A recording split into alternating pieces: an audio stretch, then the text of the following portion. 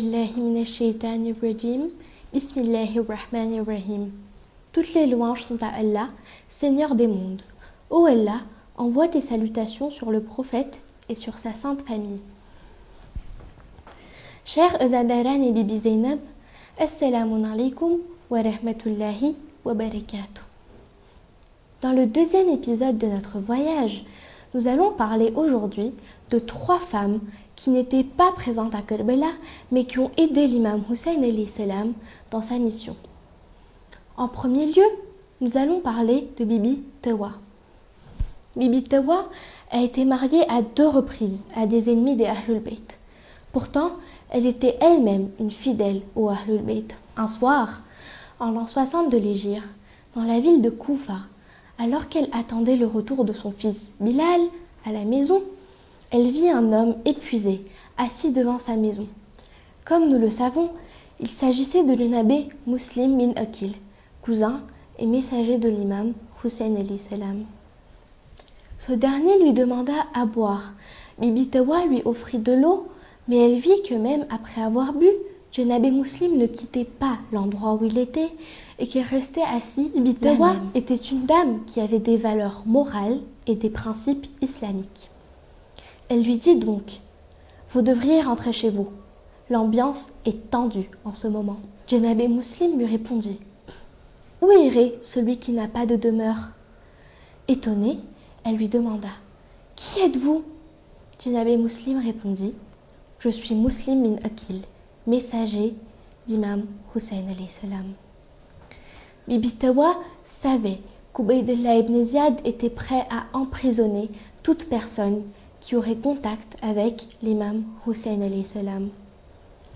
Elle invita tout de même Janabé Muslim à rentrer chez elle pour y trouver refuge. Lorsque son fils Bilal rentra à la maison, elle lui informa qu'elle avait donné refuge à Janabé Muslim. Chez les Arabes, lorsque l'on donnait refuge à une personne chez soi, on la protégeait à tout prix. Mais comme nous le savons, afin d'être récompensé, Bilal, le fils de Bibi Tawa, dénonça Janabé Muslim le lendemain matin à Ibn Ziyad. Malgré toute la pression, Bibi Tawa a pris le risque d'héberger chez elle Janabé Muslim, tout en sachant qu'elle mettait en danger sa propre vie. Plus tard, Ibn Ziyad appela Bibi Tawa dans son palais. Il lui demanda pourquoi elle avait donné refuge à Janabé Muslim. Elle lui répondit avec assurance « Pourquoi ne lui donnerais-je pas protection et abri ? Il est le neveu du saint prophète et le messager de mon maître Hussein. » Ibn Ziyad poursuit « Ne sais-tu pas que ce sont des rebelles ? Ils se sont soulevés contre Yézid qui est notre maître. » Elle répondit alors sans aucune crainte « Non, ils sont les maîtres et les lumières de la religion et vous, vous êtes parmi les égarés. » Ibn Ziyad l'insulta et la fit emprisonner. Nous pouvons donc apprendre du comportement de Bibi Tawa que malgré les menaces et la pression d'Ibn Ziyad et l'atmosphère tendue à Koufa, elle a décidé de donner refuge et de protéger le messager et représentant de l'imam de son temps. Même si elle risquait de se faire emprisonner et tuer, Bibi Tawa a choisi la voie de la justice et de la vérité. Nous allons maintenant parler de Janabé Delham. Delham était l'épouse de Zuhair ibn Qayn.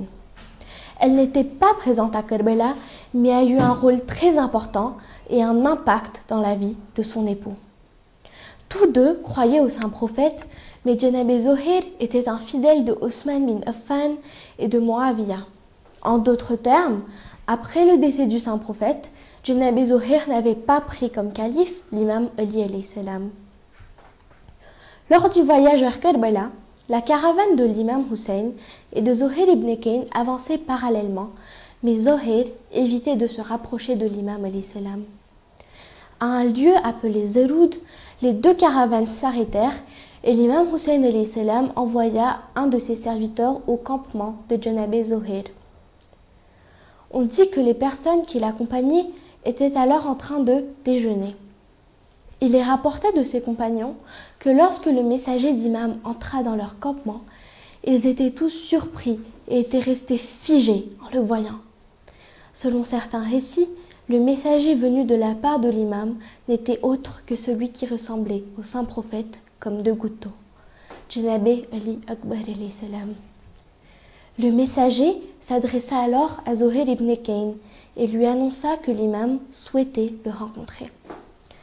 Janabé Zuhair refusa.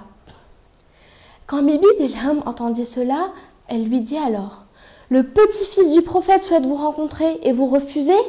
C'est le fils du messager d'Allah.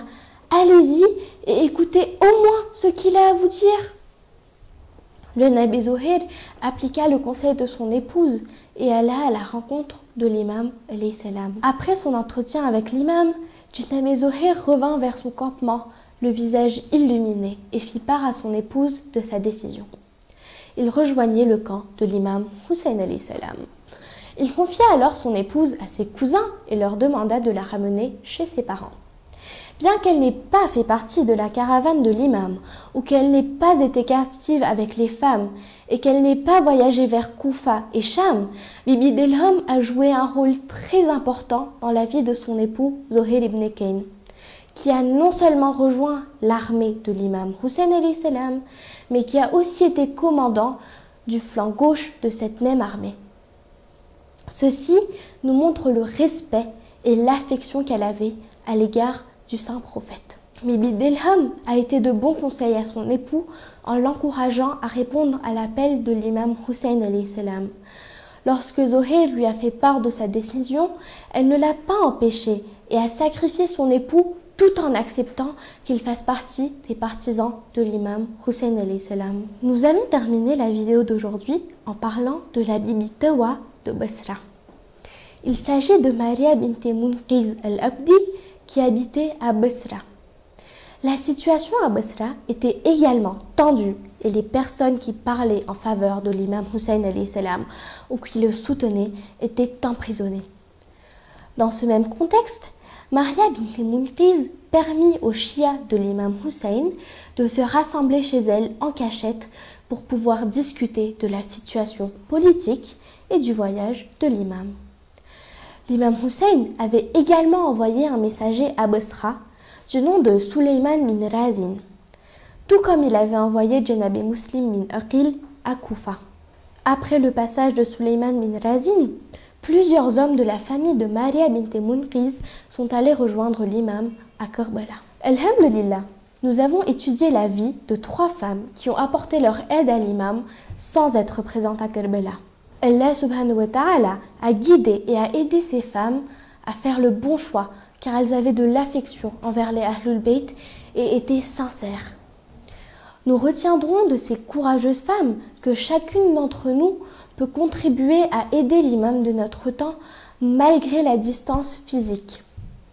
Inch'Allah, demain, nous nous retrouverons pour parler de ces femmes qui n'étaient pas de la famille du saint prophète, mais qui ont tout de même accepté de sacrifier leurs époux et enfants. La question du jour est: quelles sont ces femmes qui ont sacrifié leurs époux et leurs enfants, bien qu'elles n'avaient pas de lien avec l'imam Hussein alayhi salam? Vous avez jusqu'à demain soir, 18h de Madagascar, pour écrire votre réponse en commentaire sous cette vidéo sur la page Instagram de Baboul Hidayet. Wassalamu alaikum wa rahmatullahi wa barakatuh.